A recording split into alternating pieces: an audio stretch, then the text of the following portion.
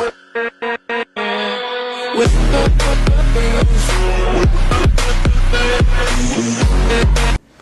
Students, class 11th NCERT mathematics chapter 3 trigonometric function के last video में अपन ने trigonometric equation के बारे में समझा था कि कोई भी इक्वेशन जिसमें ट्रिग्नोमेट्रिक फंक्शंस प्रेजेंट होते हैं उसको क्या बोलते हैं, अपन ट्रिग्नोमेट्रिक इक्वेशन बोलते हैं। और उसमें किसी अननोन एंगल थीटा की वैल्यू फाइंड करना ही क्या होता है, उस ट्रिग्नोमेट्रिक फंक्शन का सॉल्यूशन होता है। उसके बाद में अपन ने समझा था कि यार ये जो सॉल्यूशन होते हैं वो दो टाइप के होते हैं, एक होता है प्रिंसिपल सॉल्यूशन और दूसरा होता है जनरल सॉल्यूशन। प्रिंसिपल सॉल्यूशन का मतलब ये हुआ कि ट्रिग्नोमेट्रिक फंक्शंस के वो सॉल्यूशन जो 0 डिग्री से 360 डिग्री के बीच में होते हैं उसको अपन प्रिंसिपल सॉल्यूशन बोलते हैं। और वो सॉल्यूशन मतलब जितने भी पॉसिबल सॉल्यूशंस होते हैं, ऑल पॉसिबल सॉल्यूशंस, वो क्या होते हैं, जनरल सॉल्यूशन होते हैं। तो आज अपन सीखेंगे कि यार अपने प्रिंसिपल सॉल्यूशन कैसे फाइंड करें। ठीक है ना, कोई भी ट्रिग्नोमेट्रिक इक्वेशन गिवन है तो उसके प्रिंसिपल सॉल्यूशन अपन कैसे फाइंड करें। तो समझना यार, 3-4 एग्जांपल्स करवाऊंगा, उससे तुम लोगों को अच्छे से समझ में आ जाएगा। देखो समझो, अपन फाइंड करने की कोशिश कर रहे हैं principle solution. Principle solution, principle solution को हिंदी में बोलते हैं बेटा मुख्य हल। ठीक है, कोई भी ट्रिग्नोमेट्रिक इक्वेशन है तो उसका मुख्य हल अपन कैसे फाइंड करें। एग्जांपल से समझना, 1-2 एग्जांपल केवल समझने के काम मिल रहा ना, उसके बाद में अपन देखो ढंग से समझेंगे, उसके बाद में समझ में आएंगे तुम लोगों को। जैसे कोई भी एक इक्वेशन ले ली मैंने कि sin x = 1/2, sin x = 1/2। और अब अपने को क्या करना है, x की वैल्यू फाइंड करनी है। x की एक वैल्यू तो 30 डिग्री होगी, दूसरी 150 डिग्री होगी ना, वो तुम लोगों को पता है, समझते हैं। देखो क्या करना है, देखो इसके लिए क्या करना है तुम लोगों को, सबसे पहले इस तरीके से एक क्वाड्रेंट बना देना। ठीक है ना, ये ऑल एस टी सी ये तुम लोग जानते हो। फर्स्ट क्वाड्रेंट में ऑल पॉजिटिव, सेकंड में साइन और कोसेक, थर्ड में टेन और कोट, और फोर्थ में कोस और सेक पॉजिटिव होते हैं, तुम लोगों को पता है। ठीक है, अब मेरी बातें सुनना जो मैं बता रहा हूं। मैं जब भी ये बात बोलूं कि फर्स्ट क्वाड्रेंट में आना है, देखो ये फर्स्ट क्वाड्रेंट, ये सेकंड, ये थर्ड और ये फोर्थ। ठीक है ना, एक एक बात पे ध्यान देना ना। उसके बाद देखो ये अपना 0 डिग्री, ये 0 रेडियन, ये π/2, ये पाई, ये 3π/2 और ये 2π। ठीक है, 0, π/2, पाई और 3π/2 और 2π ये। ठीक है, अब मैं जब भी तुम लोगों से बोलूं कि यार फर्स्ट क्वाड्रेंट में आना है, फर्स्ट क्वाड्रेंट में, तो फर्स्ट क्वाड्रेंट का मतलब हमेशा ध्यान रखना कैसे 0+ करके आना है। ठीक है ना, कैसे आना है, 0+। फर्स्ट क्वाड्रेंट का मतलब क्या हुआ, यहाँ पे फर्स्ट क्वाड्रेंट में आने के लिए 0+। अब 0+ क्या, कोई भी एंगल। ठीक है ना, 0+ थीटा। अब ध्यान देना, अब सुनना काम की बातें यहां से शुरू होंगी। जैसे ये थर्ड क्वाड्रेंट, ये सेकंड और थर्ड क्वाड्रेंट है, तो एक बात, तो π-θ करोगे तो कौन से क्वाड्रेंट में जाओगे, सेकंड क्वाड्रेंट में। सेकंड क्वाड्रेंट में जाने के लिए क्या करना है तुम लोगों को, π-θ करना है। और थर्ड क्वाड्रेंट में आने के लिए क्या करना है, π+θ करना है। सेकंड क्वाड्रेंट में आने के लिए तो क्या करोगे, π-θ, और इस क्वाड्रेंट में आने के लिए क्या करोगे, π+θ। अभी केवल समझो, फिर बताऊंगा कैसे इनको काम में लेना है। ठीक है, जो बोल रहा हूं वही। तुम लोग ये भी बोल सकते थे, नहीं सर बोले सेकंड क्वाड्रेंट में आने के लिए π/2 करेंगे, लेकिन यहाँ के लिए नहीं। यहाँ पे जो बोल रहा हूं उस पर ध्यान दो। सेकंड क्वाड्रेंट में आना होगा तो अपन हमेशा ध्यान रखना एक्स एक्सिस को काम में लेंगे। ठीक है ना, एक्स एक्सिस को, प्रिंसिपल सॉल्यूशन फाइंड करने के जो रूल्स होंगे उसमें हमेशा अपन क्या करेंगे, एक्स एक्सिस को काम में लेंगे। तो पाई माइनस करके तो कौन से क्वाड्रेंट में आओगे, सेकंड क्वाड्रेंट में। और थर्ड क्वाड्रेंट में आना है तो क्या करना है तुम लोगों को, π+θ करना है। और फोर्थ क्वाड्रेंट में आना है, प्रिंसिपल सॉल्यूशन फाइंड करना, फोर्थ क्वाड्रेंट में आना है तो फोर्थ क्वाड्रेंट में आने के लिए 2π-θ करोगे। ध्यान रखना, फोर्थ क्वाड्रेंट में आने के 0π-θ नहीं, क्योंकि 0-θ कर दोगे तो फिर नेगेटिव वैल्यू आएगी एंगल की, और नेगेटिव वैल्यू आएगी तो वो प्रिंसिपल सॉल्यूशन में नहीं आएगा। बिल्कुल जनरल सॉल्यूशन में आ सकता है, जनरल सॉल्यूशन में आ सकता है क्या मतलब, जनरल सॉल्यूशन में तो आएगा लेकिन प्रिंसिपल सॉल्यूशन में वो नहीं आएगा। तो प्रिंसिपल सॉल्यूशन लाने के लिए ध्यान रखना, फोर्थ क्वाड्रेंट में कैसे आओगे, 2π-। तो देखो ध्यान रखना, यहां पे आने के लिए 2π-θ करोगे, यहां पे π-θ और यहां पे π+θ। समझ में आ गई होगी बात। फर्स्ट क्वाड्रेंट में कोई दिक्कत ही नहीं आएगी, first quadrant, second quadrant, third quadrant और फोर्थ क्वाड्रेंट। तो एक तो ये बात ध्यान रखनी है। दूसरी ऑल एस टी सी मतलब कौन से क्वाड्रेंट में कौन सा एंगल पॉजिटिव होता है और कौन सा एंगल नेगेटिव होता है ना, कौन सा ट्रिग्नोमेट्रिक फंक्शन पॉजिटिव होता है और कौन सा ट्रिग्नोमेट्रिक फंक्शन नेगेटिव होता है, ये ध्यान रखना है। अब देखो ध्यान देना कैसे सॉल्यूशन फाइंड करते हैं।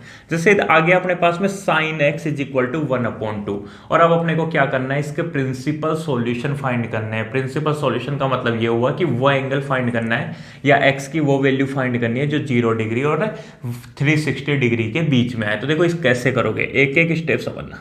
सबसे पहले तो देखो 10th क्लास की तरह करोगे कि sine x is equal to, यहाँ 1/2 लिखा हुआ है तो इसको लिखोगे बेटा साइन और 1/2 का मतलब कितने डिग्री हो गया, 30 डिग्री, और रेडियन में कितना हो जाएगा, π/6। सबसे पहले क्या कर दोगे, sine x is equal to sine π/6 लिख दोगे। सबसे पहली स्टेप क्या होगी कि sine x is equal to 1/2 लिखा हुआ है तो sine x is equal to sine π/6 ले लोगे। ठीक है, यहीं पे देखो एक और एग्जांपल लेते हुए चल रहा हूं, ये अपना एग्जांपल नंबर फर्स्ट और ये एग्जांपल नंबर सेकंड। यहाँ पे क्या आ जाता बेटा, sine x is equal to -1/2 आ जाता। ठीक है, यहाँ क्या था, +1/2 था तो मैंने sine x is equal to sine π/6 लिख दिया।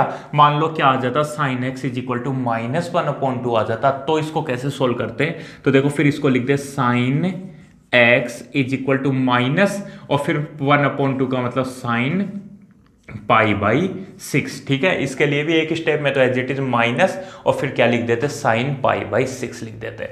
अब जो बता रहा हूं उस पर ध्यान दो। देखो sine x is equal to sine π/6 तो लिख दिया। अब ध्यान दो, अभी देखना है यार कि साइन की वैल्यू पॉजिटिव है कि नेगेटिव। तो यहाँ पे वैल्यू कैसी है बेटा, प्लस की 1/2 मतलब साइन की वैल्यू पॉजिटिव है। साइन की वैल्यू पॉजिटिव है तो बताओ कहाँ कहाँ होगी, बोले या तो फर्स्ट क्वाड्रेंट में होगी या सेकंड क्वाड्रेंट में होगी। जानते हो ना ये बात, साइन की वैल्यू कैसे लिखी हुई है, यहाँ पॉजिटिव लिखी हुई है, पॉजिटिव 1/2। तो ये या तो फर्स्ट क्वाड्रेंट में होगी या फिर सेकंड क्वाड्रेंट में होगी। इसका मतलब तुम्हें कहाँ कहाँ चलना है, इसके बाद में देखो कहाँ कहाँ चलना है कि फर्स्ट क्वाड्रेंट में चलना है और कहाँ पे चलना है, सेकंड क्वाड्रेंट में चलना है। कहां का चलना है तुम्हारे को, तो फर्स्ट क्वाड्रेंट में चलना है और सेकंड क्वाड्रेंट में चलना है। तो देखो समझो, ध्यान देना, sine x is equal to sine π/6 है तो साइन, अब ये π/6 है, ये तो फर्स्ट क्वाड्रेंट में तो एज इट इज होता है ना π/6 का मतलब 30 डिग्री। तो बोले फर्स्ट क्वाड्रेंट में तो आ गए। फर्स्ट क्वाड्रेंट के लिए मैंने बताया ना 0 + थीटा करना है, थीटा का मतलब π/6, ये जो आ गया वो क्या आ गया, थीटा आ गया। तो देखो फर्स्ट क्वाड्रेंट में चलने के लिए तो क्या करना है तुम्हारे को, 0 + थीटा करना है। तो 0 करने से कोई मतलब नहीं है, तो साइन और π/6 फर्स्ट क्वाड्रेंट में आ गया। अब और कौन से क्वाड्रेंट में चलना है, तो और चलना है सेकंड क्वाड्रेंट में। तो देखो दूसरी वैल्यू कहां मिलेगी, सेकंड क्वाड्रेंट में मिलेगी। अब सेकंड क्वाड्रेंट में कैसे रहे, तो सेकंड क्वाड्रेंट का मतलब ये, और यहां पे कैसे आते हैं, पाई माइनस समथिंग करके, पाई माइनस समथिंग का मतलब थीटा। तो सेकंड क्वाड्रेंट देखो क्या कर रहा हूं, सुनना, sine x is equal to sine π/6। Sine की वैल्यू पॉजिटिव है तो 2 क्वाड्रेंट होंगे, या तो फर्स्ट क्वाड्रेंट या सेकंड क्वाड्रेंट। तो फर्स्ट क्वाड्रेंट में तो इसको एज इट इज लिख दिया, और सेकंड क्वाड्रेंट में कैसे चलोगे, तो सेकंड क्वाड्रेंट में देखो साइन पाई माइनस करोगे तो पाई माइनस कितना, π/6, साइन पाई माइनस π/6। चेक कर लो यार, साइन पाई माइनस π/6 क्या होता है, साइन π/6 के ही इक्वल होता है। पता है ना, साइन पाई माइनस थीटा तो वो किसके बराबर होता है, साइन थीटा के इक्वल होता है। अब देखो इसको कैसे सोल्व करेंगे, अभी वो और करूंगा तब समझ में आएगा। तो sine x is equal to sine π/6 तो एज इट इज है ही, और इज इक्वल टू साइन, इसको सॉल्व करोगे तो देखो 6π माइनस पाई, तो 6π माइनस पाई कितने पाई, 5π, तो 5π/6। अब देखो, अब 10th क्लास की तरह लिख दो। तो x इज इक्वल टू क्या हो जाएगा, यहाँ पे x की वैल्यू कितनी हो गई, एक तो π/6 हो गई और दूसरी कितनी हो गई, 5π/6 हो गई। यही क्या है, इसके प्रिंसिपल सॉल्यूशन है, यही क्या है, इसके प्रिंसिपल सॉल्यूशन। अब यहाँ भी फाइंड करते हैं, देखो principle solution. Sine x is equal to -1/2 था तो sine x is equal to लिख दिया मैंने माइनस साइन π/6। सबसे पहले तो ऐसे कर देना, माइनस की जगह माइनस और 1/2 की जगह π/6। अब देखो, अब ध्यान देना, sine x is equal to, अब बेटा देखो साइन की वैल्यू कैसी है रे, नेगेटिव है। साइन की वैल्यू कैसी है, नेगेटिव है। तो नेगेटिव कहां होगी, या तो थर्ड क्वाड्रेंट में होगी या फोर्थ क्वाड्रेंट में होगी। इसका मतलब तुम्हें कहां चलना है, थर्ड क्वाड्रेंट में और फोर्थ क्वाड्रेंट में। यहां पे कहां चलना था, फर्स्ट क्वाड्रेंट और सेकंड क्वाड्रेंट में। क्यों, क्योंकि साइन की वैल्यू फर्स्ट और सेकंड क्वाड्रेंट में ही कैसी होती है, साइन की वैल्यू फर्स्ट और सेकंड में ही पॉजिटिव होती है, लेकिन थर्ड और फोर्थ में कैसी होती है, नेगेटिव होती है। इसका मतलब कहां चलना है, इसको देखो, इसको लेके चलना है अपने को थर्ड क्वाड्रेंट में एक बार, और एक बार कौन से क्वाड्रेंट में, फोर्थ क्वाड्रेंट में। तो थर्ड क्वाड्रेंट में चलते हैं। देखो थर्ड क्वाड्रेंट में कैसे आते हैं, तो इस लाइन से ही आना है, ध्यान रखना हमेशा। तो थर्ड क्वाड्रेंट में पाई प्लस थीटा करके, तो देखो इसको एक बार तो क्या लिखना है, sine pi plus pi plus कितना थीटा, थीटा का मतलब पाई बाई 6। सबसे पहले तो क्या लिख दोगे, साइन पाई प्लस थीटा। अरे साइन, मान लो तुम्हारे पास में डायरेक्ट आ जाता है कि साइन पाई प्लस थीटा कितना होता है, तो तुम लोग क्या फॉर्मूला बताते हो बच्चा, साइन पाई प्लस थीटा मतलब साइन पाई में कुछ भी ऐड किया, थर्ड क्वाड्रेंट में चले गए, थर्ड क्वाड्रेंट में साइन की वैल्यू नेगेटिव, तो नेगेटिव साइन थीटा होता है। तो देखो नेगेटिव साइन थीटा का मतलब पाई बाई 6। पहले अपन इससे ये बनाते थे, अब इससे ये बना रहे हैं। तो देखो कैसे ध्यान रखना, माइनस खुद ही गया, माइनस की टेंशन नहीं लेनी, कहीं आगे माइनस लगा दो बेटा। माइनस कहां गया, माइनस तो इस फॉर्मूले में चला गया ना, क्यों, क्योंकि अपन ने इस एंगल को कहां कन्वर्ट कर दिया, थर्ड क्वाड्रेंट में कन्वर्ट कर दिया। आप इस एंगल को कहां पे कन्वर्ट कर दिया, थर्ड क्वाड्रेंट में कन्वर्ट कर दिया। तो ये क्या हो गया, sine pi plus theta, sine pi plus theta, third quadrant में चले गए तो एक वैल्यू तो यहां से मिलेगी, प्रिंसिपल सॉल्यूशन एक और मिलेगा ना। और दूसरा कहां चलना है, दूसरा अपने को चलना है फोर्थ क्वाड्रेंट में। फोर्थ क्वाड्रेंट में कहां से आओगे, तो फोर्थ क्वाड्रेंट में यहां से आओगे, यहां से कुछ ना कुछ माइनस करोगे, तो यहां का मतलब क्या, 2 पाई, ठीक है ना, यहां का मतलब क्या, 2 पाई। देखो फर्स्ट क्वाड्रेंट के लिए एज इट इज लिख देना, सेकंड के लिए पाई माइनस थीटा, थर्ड के लिए पाई प्लस थीटा, और फोर्थ के लिए 2 पाई माइनस समथिंग, तो 2 पाई माइनस समथिंग का मतलब कितना, पाई बाई 6, ठीक है ना। ये जो 1/2 है तो मतलब साइन पाई बाई 6, ठीक है। ये माइनस का आ गया, माइनस इस फॉर्मूले में ही है, sine pi plus theta, sine pi plus theta क्या होता है, माइनस साइन थीटा का मतलब पाई बाई 6, और ऐसे ही है।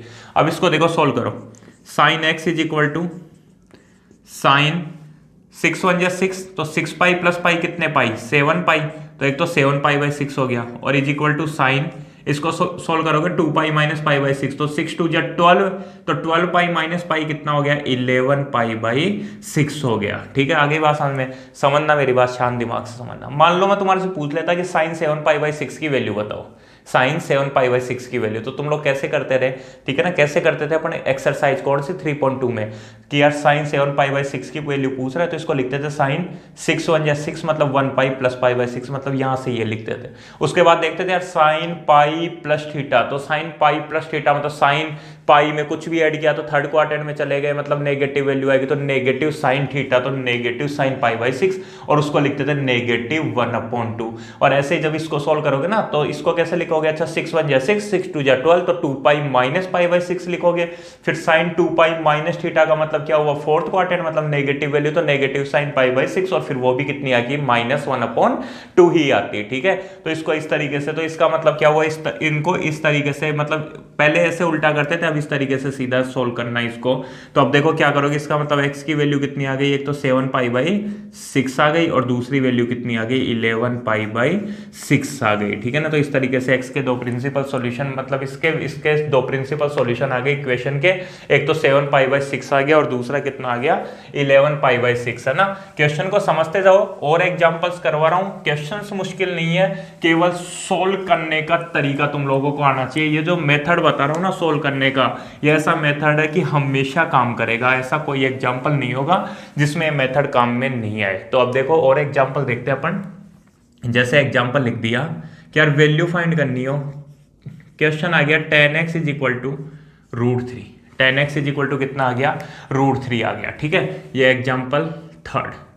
और एक और एग्जांपल ले लेता हूं, जैसे मान लो क्वेश्चन आ गया tan x is equal to -√3, दो ले लिए मैंने क्वेश्चन, एक तो tan x is equal to √3 आ गया, और दूसरा आ गया tan x is equal to -√3। तो सबसे पहला काम क्या करोगे बेटा कि tan x is equal to √3 लिखा हुआ आ गया, तो इसको लिख दिया tan, अब एक वो तो कितने डिग्री पे है, 60 डिग्री पे, tan 60 डिग्री की वैल्यू √3 होती है, और 60 डिग्री का मतलब कितना होता है, पाई बाई 3 होता है, ठीक है। तो सबसे पहले तो इसको क्या लिख दिया, tan x is equal to tan pi by 3। अब क्या करना है, अब इसको क्वाड्रेंट में लेके चलेंगे पॉजिटिव और नेगेटिव के हिसाब से। ये लो बेटा, ये बना दिया। अब मेरे को ये बताओ tan की वैल्यू कैसी, पॉजिटिव, तो tan की वैल्यू पॉजिटिव कहां कहां होती है, बोले एक तो फर्स्ट क्वाड्रेंट में होती है, एक तो फर्स्ट क्वाड्रेंट में होती है, और एक थर्ड क्वाड्रेंट में होती है, ऑल एस टी सी। तो टी मतलब tan और कोट यहाँ पे थर्ड क्वाड्रेंट में पॉजिटिव होते हैं, फर्स्ट में तो सारे के सारे पॉजिटिव होते हैं। तो देखो एक बार तो ये जो पाई बाई 3 है ना, पाई बाई 3 का मतलब 60 डिग्री, 60 डिग्री का मतलब यार 90 डिग्री से कम ही तो होता है, फर्स्ट क्वाड्रेंट में तो होता है, तो एक तो एज इट इज रहेगा, फर्स्ट क्वाड्रेंट का मतलब तो एज इट इज है ना, tan पाई बाई 3। और एक कौन से क्वाड्रेंट में चलना है अपने को, तो बोले tan x is equal to tan pi by 3, तो एक और आएगा, अब वो कितना आएगा tan, और क्या आएगा कौन से क्वाड्रेंट में, थर्ड क्वाड्रेंट में। एक तो फर्स्ट क्वाड्रेंट में चलना था तो फर्स्ट क्वाड्रेंट में तो π/3, और एक कहां चलना है थर्ड क्वाड्रेंट में, तो थर्ड क्वाड्रेंट में कैसे चलते हैं पाई प्लस समथिंग करके, और सेकंड में कैसे चलते हैं पाई माइनस समथिंग करके, फोर्थ में कैसे चलते हैं 2π माइनस करके, और फर्स्ट में कैसे चलते हैं, फर्स्ट में बोले जो एंगल है वो एज इट इज रहेगा, या फिर 0 प्लस करोगे तो 0 का मतलब π/0 प्लस। ऐसे मत बोल देना कोई कि सर 2π प्लस समथिंग करेंगे, अरे 2π का मतलब 360 डिग्री, और 360 डिग्री में अगर कुछ भी जोड़ दोगे तो तुम तो 360 डिग्री से ऊपर चले गए, और 360 डिग्री से प्लस करते ही मतलब तुम लोग क्या चले गए, प्रिंसिपल सॉल्यूशन से आगे चले गए। प्रिंसिपल सॉल्यूशन का मतलब तो 360 डिग्री तक ही होता है, इसलिए वहां पे कहां चलते हैं पर फर्स्ट क्वाड्रेंट में 0 प्लस करके चलते हैं ना। तो 10π/3, और एक कहां चलना है अपने को थर्ड क्वाड्रेंट में, तो थर्ड क्वाड्रेंट में कैसे चलोगे, देखो 10 तो लिखा हुआ है ही, और थर्ड क्वाड्रेंट का मतलब पाई प्लस समथिंग, तो पाई प्लस समथिंग का मतलब कितना π/3। ठीक है ना, मुश्किल नहीं है, इजी है ना। तो 10x = 10π/3, और दूसरा कैसे 10 पाई प्लस π/3, तो देखो 3π प्लस पाई मतलब कितने 4π/3 हो गया। इसका मतलब x की वैल्यू कौन कौन सी आ गई, एक तो π/3 आ गई, और दूसरी कितनी आ गई 4π/3 आ गई। यही क्या है अपने प्रिंसिपल सॉल्यूशन है। ऐसे देखो 10x = -√3, तो सबसे पहले तो इसको ऐसे लिख देना बेटा, 10x = माइनस की जगह माइनस है और √3 लिखा हुआ, तो इसको लिख दो 10π/3, है ना। 10π/3 की वैल्यू कितनी होती है √3, तो -10√π/3। अब चेक करो, अब वही ऐसे डब्बा ये लो, बोले 10 की वैल्यू कैसी नेगेटिव, तो नेगेटिव कौन कौन से क्वाड्रेंट में, सेकंड क्वाड्रेंट और फोर्थ क्वाड्रेंट में। मतलब कहां कहां चलना है, एक बार सेकंड क्वाड्रेंट में चलेंगे और एक बार फोर्थ क्वाड्रेंट में। सेकंड क्वाड्रेंट में कैसे आते हैं, बोले इसमें कुछ माइनस करते हैं, इसका मतलब क्या पाई, और पाई में क्या माइनस करेंगे थीटा। और फोर्थ क्वाड्रेंट में कैसे आते हैं, फोर्थ क्वाड्रेंट का मतलब ये 2π और 2π माइनस समथिंग करेंगे, मतलब 2π माइनस थीटा करेंगे, वो सॉरी फोर्थ क्वाड्रेंट है ना, तो फोर्थ क्वाड्रेंट में 2π माइनस थीटा करके आ जाएंगे। तो अब देखो 10x = माइनस, खुद ही हट जाएगा कैसे 10। अब कौन से क्वाड्रेंट में, एक तो सेकंड क्वाड्रेंट में माइनस का होता है और एक फोर्थ क्वाड्रेंट में 10 ना, तो सेकंड क्वाड्रेंट में कैसे आओगे पाई माइनस करके, तो देखो पाई और माइनस, माइनस कितना π/3, और एक क्या 10, और क्या करोगे फोर्थ क्वाड्रेंट में कैसे आओगे 2π माइनस करके। ध्यान रखना 2π प्लस तो फर्स्ट क्वाड्रेंट होता है ना, वो तो जनरल सॉल्यूशन में चला जाएगा ना, और 2π माइनस तो फोर्थ क्वाड्रेंट का मतलब 2π माइनस कितना π/3। ध्यान रखना है तुम्हारे को, तो सेकंड के लिए पाई माइनस, फोर्थ थर्ड के लिए पाई प्लस, इसके लिए जैसा है वैसा 0 प्लस मतलब है ना, और इसके फोर्थ के लिए 2π माइनस करना है, बस इतना सा ध्यान रखना है। जैसे फोर्थ क्वाड्रेंट में चलना था तो 2π माइनस π/3 कर दिया। अब सोल्व कर लो, आंसर आ जाएगा। तो 10x बहुत इंपॉर्टेंट टॉपिक है ये क्लास 12th के लिए, क्लास 12th में भी वीडियो डालूंगा इसी की, ठीक है ना। मतलब समझ जाओ कितना इंपॉर्टेंट टॉपिक होने वाला है ये, क्लास 11th और क्लास 12th के लिए, दोनों के लिए बहुत इंपॉर्टेंट टॉपिक है ये। तो 10x = 10, 3 1 जा 3 मतलब 3π माइनस पाई मतलब कितने 2π/3, और इज इक्वल टू 10, 3 2 जा 6π माइनस पाई का मतलब कितने 5π/3 हो गया। तो देखो x = कितना हो गया, एक तो 2π/3 हो गया, और एक कितना हो गया 5π/3 हो गया। अगर देखो तुम लोग अगर इनकी वैल्यू फाइंड करते ना, जैसे मान लो तुम्हारे को बोल देता कि फाइंड द वैल्यू ऑफ 10 2π/3, तो एकदम रिवर्स में जैसे उल्टा चलेगा ना क्वेश्चन, कि सबसे पहले क्या करते उस 2π/3 को लिखते तुम लोग पाई माइनस π/3, फिर 10π माइनस थीटा का मतलब -10 थीटा, और फिर उसकी वैल्यू कितनी आती है -√3। अभी क्वेश्चन क्या आ गया, इसको इस तरीके से सोल्व करना है। तो सॉल्यूशन तो तुम लोगों को अब तो समझ में आ रहे होंगे, बस क्या ध्यान रखना है, क्वाड्रेंट का ध्यान रखना है कि वैल्यू नेगेटिव दे रखी है या पॉजिटिव। जैसे मान लो क्वेश्चन नंबर 5, देखो एग्जांपल नंबर 5 बोल देता, बोले cos x = है बेटा 1/√2, cos x = कितना है 1/√2। एक तो ये आ जाता, और दूसरा आ जाता जैसे 6 नंबर कि cos x = -1/√2 आ जाता। अब इनको कैसे सोल्व करते हैं, तो देखते हैं, देखिए कैसे सोल्व करें। तो cos x = 1/√2, तो इसको लिख दो cos 45 डिग्री, 45 डिग्री का मतलब π/4। एक बार तो ये कर देना। अब देखो cos x = एक तो cos π/4 एज इट इज रह जाएगा, अरे पॉजिटिव वैल्यू है तो एक बार तो ऐसे ही रह जाएगा। क्यों, क्योंकि cos की वैल्यू पॉजिटिव कहाँ कहाँ होती है, एक तो फर्स्ट क्वाड्रेंट में पॉजिटिव होती है और एक फोर्थ क्वाड्रेंट में, ऑल STC है ना यहाँ पे। तो एक तो फर्स्ट क्वाड्रेंट में तो कोई दिक्कत ही नहीं है, जैसा है वैसा रहना है, और एक फोर्थ क्वाड्रेंट में चलना है, तो फोर्थ क्वाड्रेंट में कैसे चलोगे 2π माइनस समथिंग करके, तो क्या लिखोगे cos, अरे ये 2π होता है, ये 2π होता है, 2π माइनस करोगे तो कौन से क्वाड्रेंट में, फोर्थ में, तो cos 2 पाई माइनस समथिंग का मतलब कितना, पाई बाई 4। अब इसको सोल्व कर लो।